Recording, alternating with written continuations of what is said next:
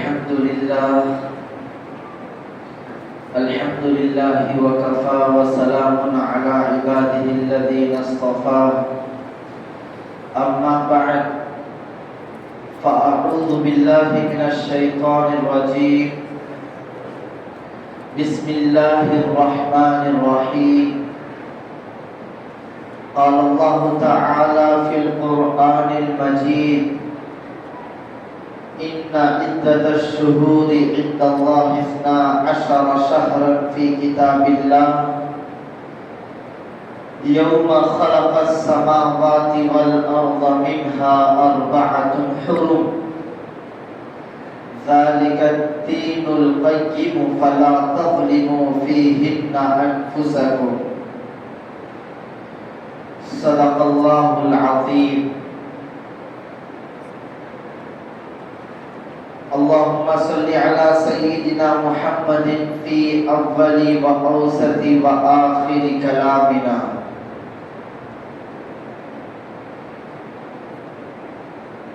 میرے نہایت محترم بزرگوں عزیزوں،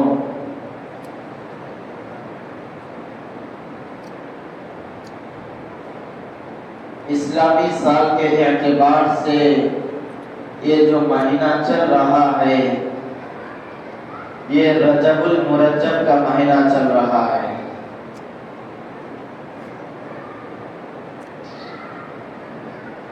رمضان المبارک کی آمد ہے، درمیان میں صرف ایک مہینہ باقی ہے شعبان المعظم، اس کے بعد آنے والا مہینہ رمضان المبارک کا مہینہ کہلاتا ہے۔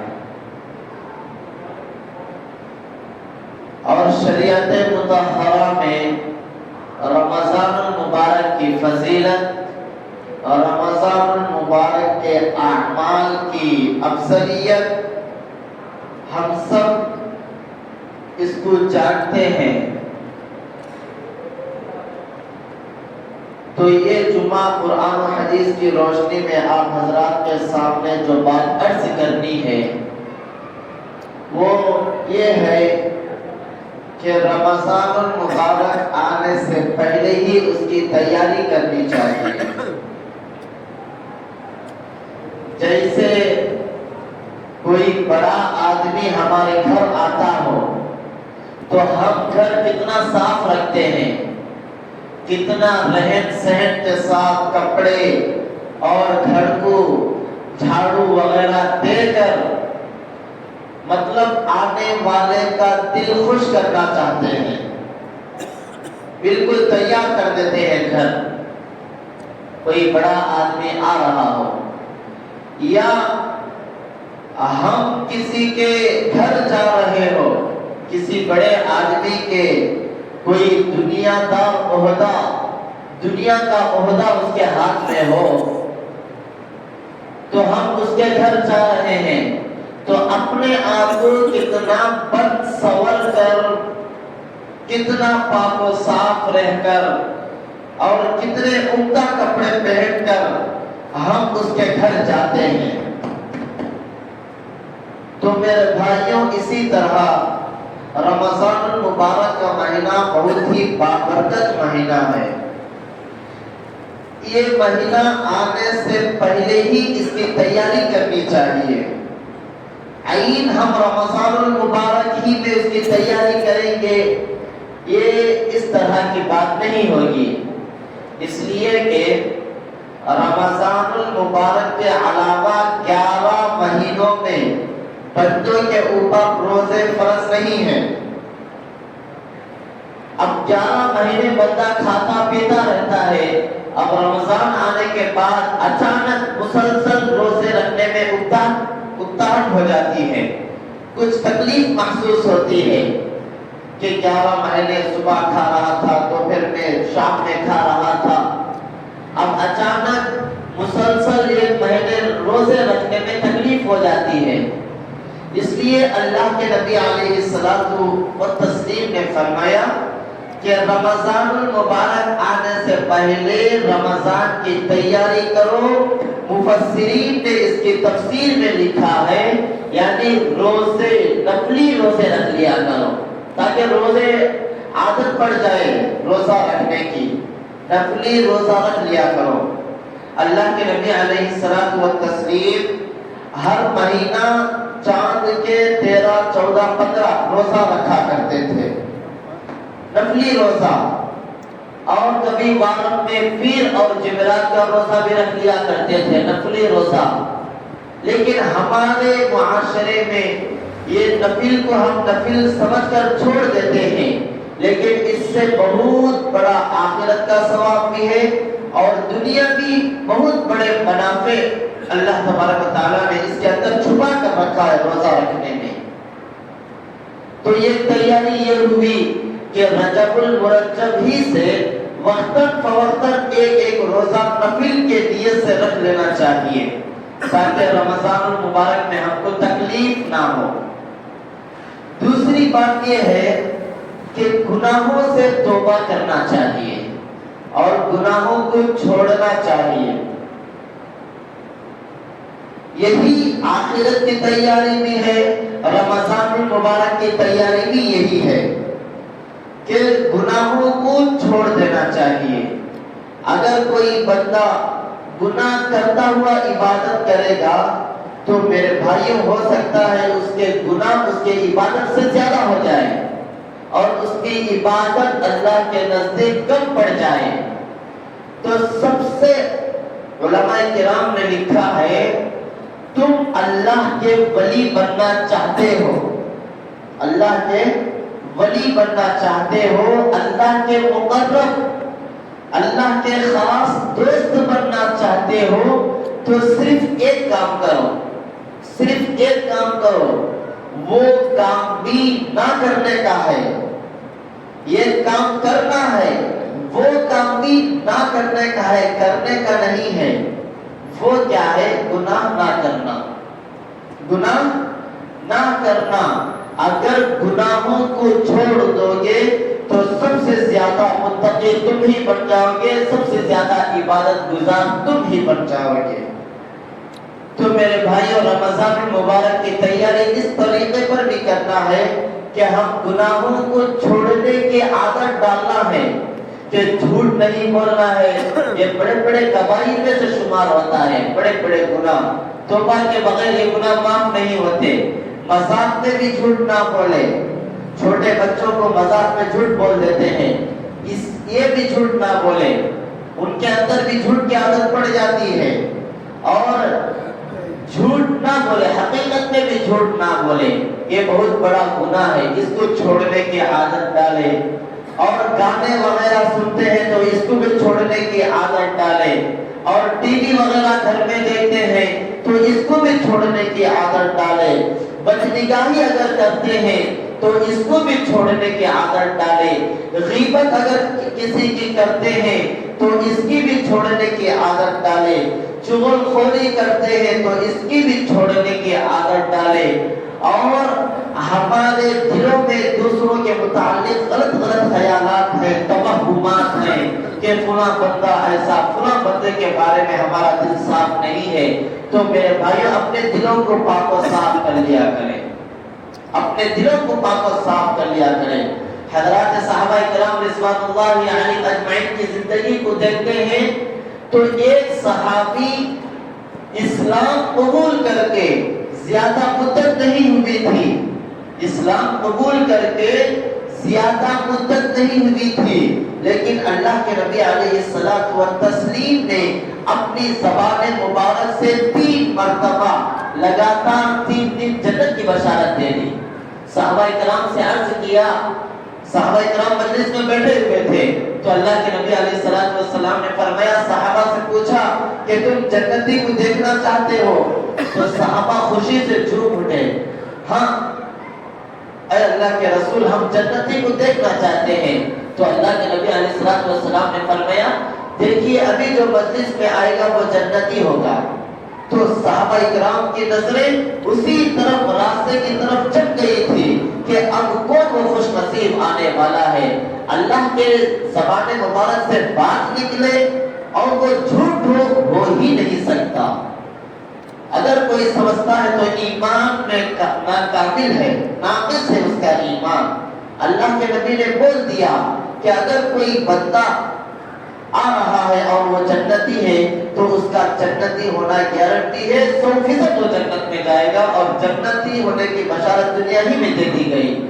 تو صحابہ کرام نے اپنی نظروں کو اسی طرف جما لیا، دیکھ رہے ہیں کہ کون آئے گا۔ تو دیکھتے ہیں کہ ایک صحابی آتے ہیں، آ کر مجلس میں بیٹھ جاتے ہیں۔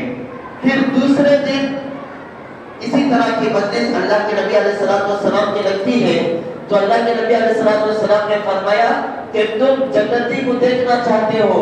تو صحابہ نے عرض کیا جی ہاں یا رسول اللہ، ہم جنتی کو دیکھنا چاہتے ہیں۔ تو اللہ کے نبی نے فرمایا ابھی جو آئے گا وہ جنتی ہوگا۔ تو صحابہ کرام خوشی کے ساتھ اسی کی طرف راستے میں نظر جما کر بیٹھ جاتے ہیں کہ کون آنے والا ہے خوش نصیب۔ تو دیکھتے ہیں کہ دوسرے دن بھی وہی صحابی آ رہے ہیں۔ تو پھر تیسرے دن بھی یہی واقعہ پیش آیا۔ اللہ کے نبی علیہ السلام نے فرمایا کہ تم جنتی کو دیکھنا چاہتے ہو؟ تو صحابہ نے عرض کیا جی ہاں ہم جنتی کو دیکھنا چاہتے ہیں۔ تو اللہ کے نبی علیہ السلام نے فرمایا ابھی جو آئے گا تو وہ جنتی ہوگا۔ تو صحابہ کرام نے دیکھا کہ وہ جنتی وہی صحابی آ رہے ہیں، 3 دن لگاتار وہی صحابی آ رہے ہیں۔ جبکہ مفسرین نے لکھا ہوا ہے وہ جو صحابی جس کو اللہ کے نبی علیہ السلام نے جنت ہونے کی بشارت دی، جنتی ہونے کی، وہ اسلام قبول کر کے زیادہ مدت نہیں ہوئی تھی۔ ان سے پہلے ان سے بڑے بڑے صحابہ کرام بیٹھے ہوئے تھے، لیکن اللہ کے نبی نے ان کو جنتی ہونے کی خوشخبری نہیں دی۔ یہ اسلام قبول کر کے کب مدت ہوئی ہے، لیکن جنتی کا لقب مل گیا ہے، سرٹیفکیٹ اللہ کے نبی نے دے دی ہے۔ تو صحابہ کرام پریشان ہوئے کہ یہ جنتی کیا اعمال کر کے انہوں نے جنت کو پا لیا ہے۔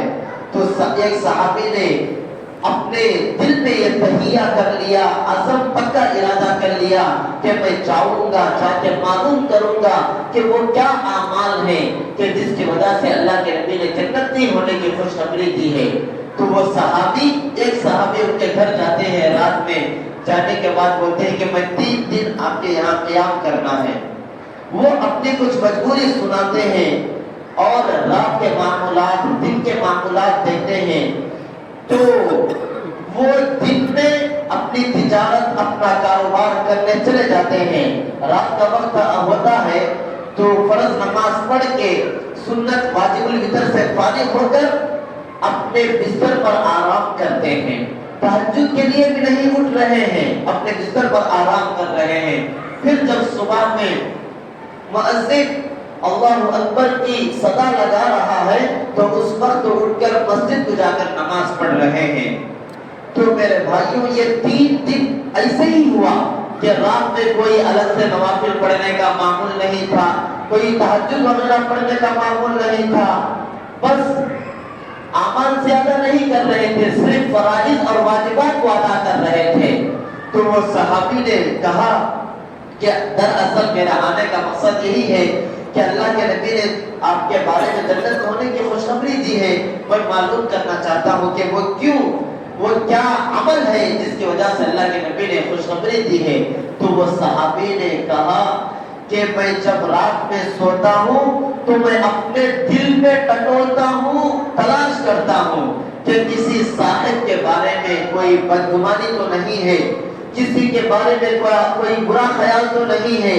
اگر کوئی بدگمانی، کوئی برا خیال کسی بندے کا حق اگر متعلق ہے تو میں سونے سے پہلے اپنے دل کو پاک و صاف کر سوتا ہوں۔ اسی وجہ سے اللہ کے نبی علیہ السلام نے جنتی ہونے کی بشارت دی ہے۔ اسی وجہ سے دیکھیے آپ حضرات اپنے گربانوں میں جھانک کر دیکھیے کہ ہمارے دل میں کیا ہے وہ ہم ہی زیادہ جانتے ہیں۔ آپ کے دل میں کیا ہے میں نہیں جانتا، عالم الغیب نہ اللہ کے نبی ہے نہ کوئی صحابی ہے، عالم الغیب صرف اور صرف اللہ تبارک و تعالیٰ کی ذات بابرکت ہے۔ ہمارے دل میں کیا ہے، اللہ تعالیٰ علیم بذات الصدور ہے کہ ہمارے دل میں کیا خیال آ رہا ہے، نیکی کا خیال آ رہا ہے، برائی کا خیال آ رہا ہے، گناہ کا خیال آ رہا ہے، یہ صرف اور صرف اللہ تعالیٰ کی ذات جانتی ہے۔ کوئی اللہ کا ولی بھی نہیں جانتا، کوئی اللہ کا نبی بھی نہیں جانتا، کوئی رسول بھی نہیں جانتا، یہ ہمارا ایمان ہے۔ تو میرے بھائیوں، ہم سب اپنے دلوں کو کھنگالنا چاہیے، ٹٹولنا چاہیے، تلاش کرنا چاہیے کہ کسی بندے کے بارے میں ہمارے دل میں کوئی برا خیال تو نہیں ہے۔ تو آپ حضرات کہیں گے یہ دنیا ہے، آپسی تعلقات ہوتے رہتے ہیں، معاملات ہوتے رہتے ہیں، کیسے دل پاک و صاف رہتا ہے؟ تو اس کے بارے میں بھی اللہ کے نبی علیہ السلام نے فرمایا، اگر کسی سے بغض اور نفرت کرتے ہو تو اللہ کے لیے کرو، اگر کسی سے محبت کرتے ہو تو وہ بھی اللہ کے لیے کرو، اگر کسی کو کچھ دیتے ہو تو وہ بھی اللہ کے لیے دو، اگر کوئی کسی کو دینے سے انکار کر دیتے ہو، نہ دیتے ہو تو یہ بھی اللہ کے لیے کرو۔ اللہ کے نبی علیہ السلام نے 7 الفاظ میں فرمایا، من احب للہ، محبت اللہ کے لیے کرو، وابغض للہ، نفرت اللہ کے لیے کرو، وَأَعْطَى لِلَّهِ، کوئی چیز دینا ہو یہ بھی اللہ کے لیے دو، وَمَنَعَ لِلَّهِ، کسی چیز سے منع کرنا ہے، کوئی چیز نہ دینا ہو تو یہ بھی اللہ کے لیے۔ اگر ہم تجارت کر رہے ہیں، سچی پکی تجارت کریں تو یہ اللہ کے لیے ہو گئی۔ اگر ہم شراب نہیں بیچ رہے ہیں، بیڑی، گھٹکا اور اسی طرح سے سگریٹ، یہ اس کا کاروبار مکروہ ہے، اس کا کاروبار جائز نہیں ہے، مکروہ ہے، حرام بھی نہیں ہے، بلکہ حرام کے قریب قریب ہے۔ جو دکاندار بیٹھے ہوئے ہیں، بیڑی، سگریٹ، جو اپنے جسم کو نقصان پہنچاتے ہیں، تو میرے بھائیوں، اللہ والوں نے یہاں تک کتابوں میں لکھا ہوا ہے، اگر کوئی دین کا کام کر رہا ہو، اگر کوئی نوکری کر رہا ہو تو وہ اپنی صحت کا خیال رکھنا چاہیے، اپنی صحت کا خیال رکھنا چاہیے۔ کمپیوٹر کے سامنے بیٹھا ہوا ہے، اب چلانا ہے اور اس کا دماغ گرم ہو رہا ہے، گرم ہونے کی وجہ سے جو تکلیف ہوتی ہے اور ہم نے دماغ کا خیال نہیں کیا، تو میرے بھائیوں اس کے بارے میں حضرت علامہ حکیم اختر صاحب رحمۃ اللہ علیہ نے لکھا ہے، نامہ اعمال میں گناہ لکھا جائے گا۔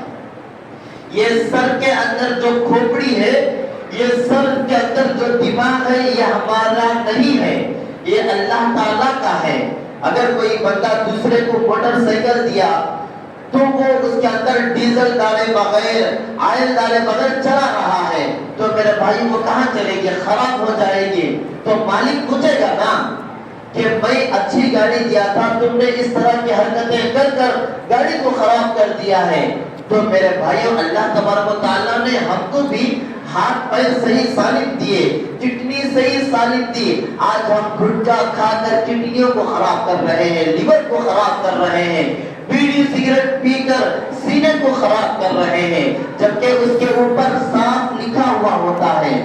اور اس سے بڑا بے وقوف اور احمق کون ہوگا کہ سامنے نظر آ رہا ہے کہ گڑھا ہے، سامنے نظر آ رہا ہے کہ انگار ہے، پھر بھی اس کے اوپر چل کر جا رہا ہے، سامنے نظر آ رہا ہے کنواں ہے، باقاعدہ جانتا ہے سامنے اس میں جانے سے ہلاکت ہے، خطرہ ہے، اپنے جان کا نقصان ہے، بیوی بچوں کا نقصان ہے، اگر میں مر جاؤں گا تو کون خیال کرے گا؟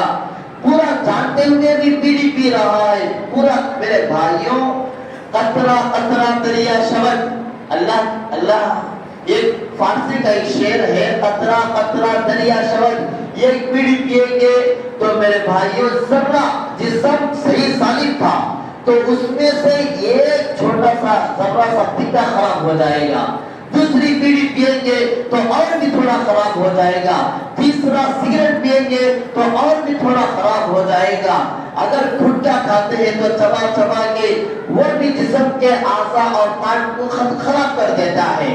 قطرہ قطرہ، یہ ایک قطرہ پڑ کے دریا ہو جاتا ہے۔ یہ کہ قطرہ گرتا گرتا جگ ہو جاتا ہے، اسی جگ سے بالٹی ہو جاتی ہے، بالٹی سے بندہ ہو جاتا ہے۔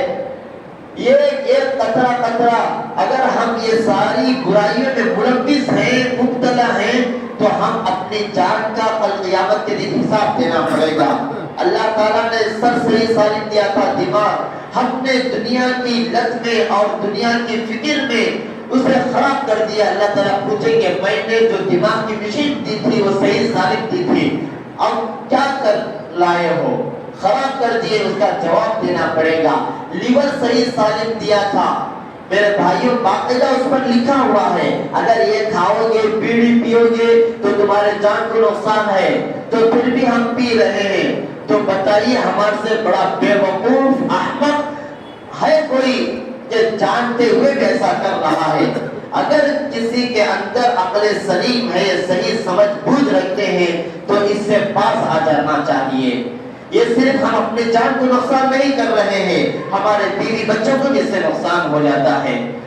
بڑوں کے جو بڑے ہوتے ہیں ان کے عادات، ان کے اخلاق سارے بچوں کے اندر اترتے ہیں۔ اکثر طور پر چھوٹے بچے بڑوں کے کام اکثر نقل کرتے ہیں۔ آپ گھروں میں بارہا تجربہ کیے ہوں گے، بڑے جو کام کرتے ہیں چھوٹے بھی وہی کام کرتے ہیں۔ چھوٹوں کے دماغ میں کوئی چیز بیٹھ جاتی ہے تو میرے بھائیوں پتھروں کے اوپر لکیر ڈالنے سے وہ نہیں مٹتی، اسی طرح چھوٹے بچوں کے دماغ میں بیٹھ جاتا ہے۔ اگر ہم چھوٹے بچوں کو مسجدوں کو لائیں گے، اگر ہم گھروں میں چھوٹے بچوں کے سامنے قرآن کی تلاوت کریں گے، اگر ہم ذکر و اذکار کریں گے، چاہے نماز بچھا کر اس پر بیٹھ کر اللہ کو یاد کریں گے، تو یہی اچھی عادتیں اور اچھی خوبیاں ہمارے بچوں کے اندر پڑے گی، ان کے بچوں کے اندر پڑے گی، یہ نسل در نسل چلتا رہے گا۔ تو بولنے کا مطلب یہ ہے کہ رجب المرجب کا مہینہ شروع ہو چکا ہے، گناہوں سے سچی پکی توبہ کرنا چاہیے، گناہوں سے مایوس نہ ہوئیے۔ مومن مایوس نہیں ہونا چاہیے، یہ مومن کے شان کے خلاف ہے۔ اللہ تعالیٰ کی رحمت اور اللہ تعالیٰ اتنا غفار الذنوب اور ارحم الراحمین ہے۔ اللہ تعالیٰ کہتا ہے کہ زمین سے آسمان تک جو خلا ہے، جو خالی جگہ ہے، اس سے بڑھ کر بھی جو زمین کے ذرات ہیں اس سے بڑھ کر بھی تو گناہ لے کر آئے گا، اور اس کا بدلہ صرف آنکھ کا ایک آنسو دے دے۔ اگر ہم اللہ کے سامنے ہاتھ اٹھا کر ایک آنسو اگر گرا دیے تو میرے بھائیوں 70 ماؤں سے زیادہ محبت کرنے والا اللہ تعالیٰ ہمارے پورے کے پورے بڑے سے بڑے چھوٹے سے چھوٹے تمام گناہوں کو پاک و صاف کر دیتا ہے، پاک و صاف کر دیتا ہے۔ اس لیے مایوس نہیں ہونی چاہیے اور سچی پکی توبہ کرنے چاہیے۔ مفسرین نے سچی پکی توبہ کے بارے میں 3 چیزوں کو ملحوظ رکھا ہے۔ جو گناہ ہم کر رہے ہیں وہ گناہ پہلی فرصت میں چھوڑ دینا چاہیے، دوسری فرصت میں آئندہ نہ کرنے کا پکا ارادہ کرنا چاہیے، تیسری چیز یہ ہے کہ جو گناہ ہم سے ہو چکے ہیں ان پر نادم اور شرمندہ ہونا چاہیے۔ اگر کسی کی دعا میں، کسی کی توبہ میں یہ 3 چیزیں پائی گئی تو میرے بھائیوں اس کی دعا اور اس کی توبہ پکی سچی شمار کی جائے گی۔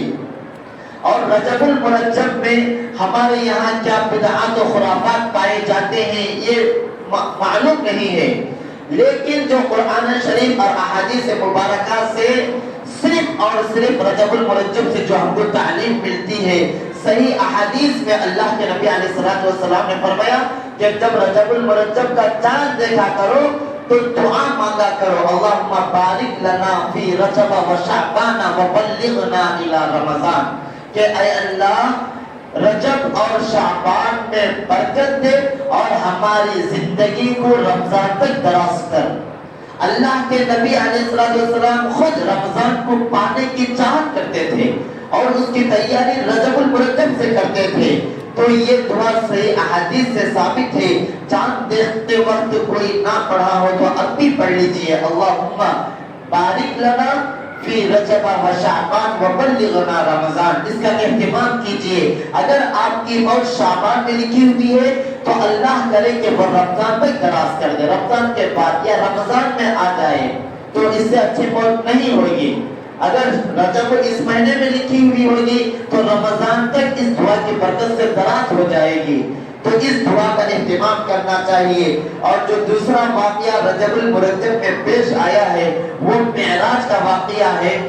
مفسرین کی تحقیق کے مطابق 27 رجب المرجب ہے، انشاءاللہ اس پر بھی آپ حضرات کے سامنے بات آئے گی۔ اللہ تعالیٰ سے دعا ہے کہ اللہ تعالیٰ ہم سب کا عمل کرے۔